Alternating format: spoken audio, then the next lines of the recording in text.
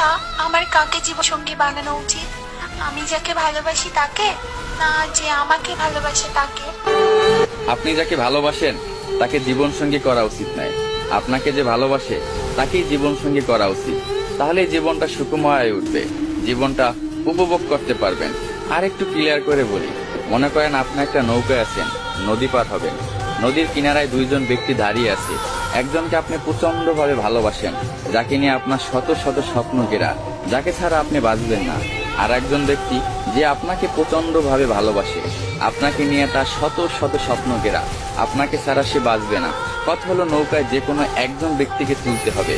আপনি এখন কাকে তুলবেন? নিশ্চয়ই আপনি যাকে ভালোবাসেন তাকেই তুলবেন, কিন্তু সে আপনাকে ভালোবাসে কিনা সেটা আপনি জানেন না। নদীর মাঝপথে যাওয়ার পর যদি নদীতে জ্বর হয়, তখন সে হয়তো নিজে বাঁচার জন্য আপনাকে নদীতে ফেলে দিতে পারে। তখন আপনি ডুইবা মরবেন, আপনি সাঁতরাইয়াও কিনার পাবেন না। তখন আপনি বুঝতে পারবেন যে জীবনে কত বড় ভুলটা করছেন।